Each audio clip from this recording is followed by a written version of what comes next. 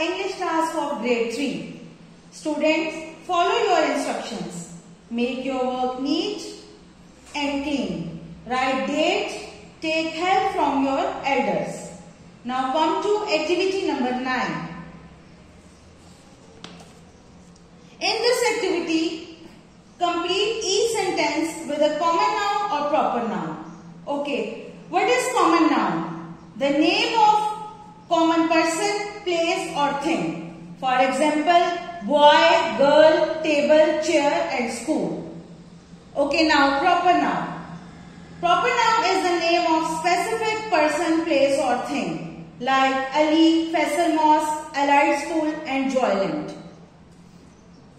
Now complete each sentence with a common noun or proper noun. In the box, write C if you write a common noun and write P if you write a proper noun. For example, I threw the ball to dash person. Person means you can write the name of any person. Ali. This is proper noun. I have visited dash place. Lahore. Now you will write here proper noun. I wish I had a pet. This is thing. So you will write here C means common noun.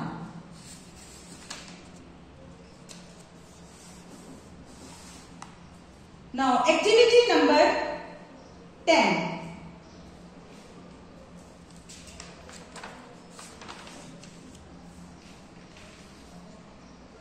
You have to complete the paragraph by using is and are. First, I will give you the instructions, the concept of is and are. Is used with he, she, it. And is used with I. Like I am playing. And I is used with you, we and they. For example, hello, my name is Najib. I am from Australia.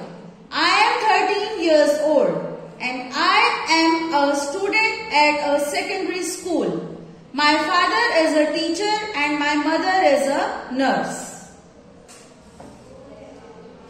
Now you will complete the rest of the paragraph in a similar way. Activity number 11. A wonderful activity. Use the following words in your own sentences. For example, a book. Please give me a book for reading. A slice. I want a slice of bread. A packet. Do you have a packet of candles? Now do this with the help of your elders. You can do yourself. Activity number 12. Here you have to imagine a tiger as a pet. Give your pet tiger a name and write a few lines about it. For example, I have a pet. Its name is Tiger that actually looks like a big cat. It eats meat. It plays with me. I hope you will do it in a very nice way. Okay, in the last, I have a beautiful motivational message for you. You are braver than your belief and stronger than you seem and smarter than you think. अस्सलामुअलैकुम प्यारे बच्चों, उम्मीद है आप सब खैरियत से होंगे और यकीनन आपने अपना जमात सोम का उर्दू का काम सफ़ा नंबर 34 तक बहुत ही खूबसूरत तरीके से प्यारी प्यारी सी राइटिंग में मुकम्मल कर लिया होगा। तो आइए हमने जहां से अपना सिलसिला ख़त्म किया था वहीं से शुरू करते हैं। सफ़ा नंबर 33 से सरगर्मी नंबर 12 से दर्ज नज़म को पढ़िए और हम आवाज़ अल्फाज की निशानदही करके दी गई जगह पर लिखिए और इन अल्फाज से दो मज़ीद हम आवाज़ अल्फाज बनाइए। आइए तो मेरे साथ नज़म पढ़ते हैं। इतनी सी बात में है शख्स की भलाई, बत्ती जो सुर्ख देखो रुक जाओ मेरे भाई। ट्रैफिक का हर इशारा है रहबर तुम्हारा, उसके असूल सारे हम दर्द हैं तुम्हारे। अच्छी जो बात है वो हमने तुम्हें बताई, बत्ती जो सुर्ख देखो रुक जाओ मेरे भाई। साइकिल हो या स्कूटर, तांगा हो चाहे मोटर, ये फ़र्ज़ है तुम्हारा, काटो ना तुम इशारा। कानून तोड़कर तुम लेते हो क्यों बुराई, बत्ती जो सुर्ख देखो रुक जाओ मेरे भाई। जितने ये कायदे हैं सो इनमें फ़ायदे हैं, ये कायदे निभाओ और फ़ायदे उठाओ। ये काम है वो जिसमें पैसा लगे ना पाई, बत्ती जो सुर्ख देखो रुक जाओ मेरे भाई। आगे देखें सफ़ा नंबर 32 पे हम अवाज़िल अल्फाज की मिसाल दी गई है, भलाई भाई पाई। तो हमने इसी मिसाल को मद्देनज़र रखते हुए हम अवाज़िल अल्फाज बनाने हैं। जैसा कि ये मिसाल में दिया गया है भलाई भाई पाई, इस तरह हम अवाज़िल अल्फाज लिखने हैं। जैसा कि फ़र्ज़ करज़ मरज़, इशारा तुम्हारा हमारा, इस तरह करके आपने हम अवाज़िल अल्फाज सफ़ा नंबर 32 पे लिखने हैं। आगे देखिए जी सफ़ा नंबर 31 पे, दरअसल इशारे क्या कहते हैं, अपने अम्मी अब्बू की मदद से ट्रैफिक के दरअसल इशारात का मतलब लिखिए। अब ये जो पहला एक आदमी बना हुआ और ऊपर सर्कल लगा के क्रॉस लगाया गया है, इसका मतलब है जी पैदल चलने वालों का दाखिला ममनू है। आगे आप देख रहे होंगे एक बड़ी सी गाड़ी बनी हुई है और ऊपर सर्कल लगा के क्रॉस लगा हुआ है, यानी कि बड़ी जो हाई लोडर गाड़ियाँ होती हैं उनका दाखिला ममनू है। आगे देखिए पी लिखा और उसके ऊपर क्रॉस लगा हुआ है, तो यहाँ इसका मतलब है नो पार्किंग, मतलब कि गाड़ी खड़ी करना मना है। नो पार्किंग का मतलब होता है गाड़ी खड़ी करना मना है, तो आपने उर्दू में लिखेंगे गाड़ी खड़ी करना मना है। आगे आप देख रहे हैं एक ट्रायंगल बना हुआ और उसमें छोटा सा एक सर्कल है, तो उसका मतलब है ट्रैफिक का चक्कर। इस तरह आपने सफ़ा नंबर 31 जो अपने वालिदैन की मदद से मुकम्मल करना है। आगे देखिए जी सफ़ा नंबर 30 पे, दरअसल फ़िक्रात खुशखत लिखिए, दरख्त अल्लाह ताला की बहुत बड़ी नेमत हैं। जैसे ये लिखा हुआ है वैसे ही आपने ये जो नीचे लाइनें दी गई हैं इनमें लिखना है देख के, क्योंकि आपकी राइटिंग अच्छी हो सके। इस तरह अच्छी खुराक हमें सेहतमंद रखती है, आपने नीचे लिखना है। इसी तरह ये सफ़ा नंबर 29 पे आपने जैसे ऊपर लिखा हुआ है वैसे ही नीचे लिखना है ताकि आप लोगों की राइटिंग बेहतर हो सके। आगे देखिए जी सफ़ा नंबर 28 पे है, दर्ज या तस्वीर देखकर पाकिस्तान के बारे में एक तफसीली मालूमाती पैराग्राफ लिखिए। आपने क्या करना है, ये जो तस्वीरें सामने दी गई हैं जैसे कि मीनार पाकिस्तान, फैसल मस्जिद, मज़ार कायद, ये शक्करपड़ियाँ, मोनूमेंट, इनमें से जो भी आपको जगह अच्छी लगती है ना उसके बारे में, मीनार पाकिस्तान हो गया या फैसल मस्जिद, तो इसके बारे में आपने, जैसा कि मीनार पाकिस्तान लाहौर में है, हम मीनार पाकिस्तान गए, इस तरह आप अपनी मर्जी से पैराग्राफ लिख सकते हैं। आगे देखिए जी सफ़ा नंबर 27 पे, आपने कभी चिड़ियाघर की सैर की है तो बताइए कि आपको चिड़ियाघर की सैर कैसी लगी और आपने वहाँ क्या क्या देखा।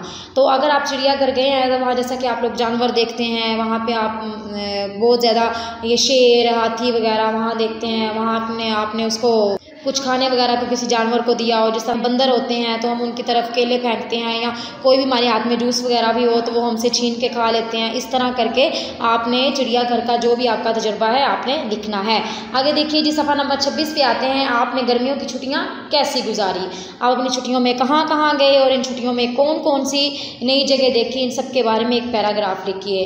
जाहिर सी बात है हर बच्चा जो है गर्मियों की छुट्टियों में या तो अपने निहाल जाता है या ददियाल जाता है या कहीं सैर के लिए वालिदैन ले जाते हैं किसी पार्क में या मरी या नारान का गान।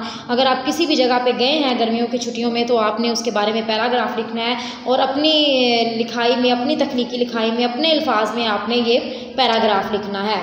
इसी के साथ ही आज का हमारा काम जमात सोम का उर्दू का छुट्टियों का काम जो है वो हमारा मुकम्मल हो चुका है। उम्मीद करती हूँ कि आप लोग अपना काम बहुत अच्छे तरीके से प्यारी प्यारी सी राइटिंग में मुकम्मल करेंगे। अस्सलामु अलैकुम रहमतुल्लाहि व बरकातुहू। क्लास सोम आप लोगों का इस्लामियात का समर वर्क। सबसे पहले तो आपने इस पोर्शन को हल करना है। सबसे पहले आपने नाम लिखना है, उसके बाद क्लास मेंशन करनी है, उसके बाद सेक्शन, कैंपस का नाम लिखना है, उसके बाद स्टूडेंट आईडी भी आप लोगों ने लिख लेनी है। उसके बाद आप लोगों का जो ज़बानी काम है, सबसे पहले नाज़रा कुरान की पढ़ाई कीजिए, यानी नाज़रा कुरान की जो बुक आपके पास है उसको आप लोगों ने पढ़ना है। नंबर 2, तमाम पढ़ाए गए असबाक के मशक़ी सवालात के जवाब ज़बानी याद कीजिए। जितने भी सवाल जवाब आपको पढ़ाए गए हैं उन तमाम सवाल जवाब को अपने ज़बानी याद कर लेना है। नंबर 3 है दर्ज झेल दुआए ज़बानी याद कीजिए। घर से निकलने की दुआ, बिस्मिल्लाह तवक्कलतु अलल्लाह ला हौला वला कुव्वता इल्ला बिल्लाह। तो यहाँ पर इसके सामने तस्वीर अवज़ा की गई है कि वो बच्चा घर से बाहर जा रहा है। इसी तरह घर में दाखिल होने की दुआ, अल्लाहुम्मा इन्नी असअलुका खैरल मौलजी व खैरल मखरजी बिस्मिल्लाहि वलजना व अलल्लाहि रब्बिना तवक्कलना। ठीक है, घर में दाखिल होने की दुआ, इसकी भी तस्वीर सामने अवज़ा की गई है। इसी तरह नंबर 3, छींक के वक़्त दुआ, यानी जो जिस शख्स को छींक है, ये जो छींका है, छींकने के बाद वो कहेगा अल्हम्दुलिल्लाह। छींक सुनने वाला इसके जवाब में कहेगा यरहमुकल्लाह, ठीक है। और फिर छींक लेने वाला उसके जवाब में कहेगा यहदीकुमुल्लाहु व युस्लिह बालकुम। कलिमात, ये आपके सामने 2 कॉलम्स बने गए हैं, इसमें कलिमात लिखे हुए हैं और उसकी साथ साथ क्या नाम है वजाहत भी की गई है कि ये कलिमात आपने किस वक्त अदा करने हैं। इसलिए कि जो आगे पेज नंबर 44 आ रहा है, जायज़ा आ रहा है, उसमें आप लोगों ने इसी कॉलम की मदद से उसको अपने हल भी करना है। जैसे सीढ़ियाँ उतरते वक्त ये कलिमात अदा करें, सुबहान अल्लाह, कोई नेमत मिले या कोई सेहत का पूछे तो कलिमे कहे अल्हम्दुलिल्लाह, अगर कोई गलती हो जाए या गलत काम हो जाए तो ये कलिमात कहें अस्तगफिरुल्लाह, अच्छी चीज़ को देखने के बाद ये कलिमात कहें माशा अल्लाह, जब भी मुस्तकबिल के हवाले से कोई काम करने का इरादा हो तो ये कलिमात पढ़े इंशा अल्लाह। तो क्लास पेज नंबर 44 के ऊपर आप लोगों का जायज़ा है।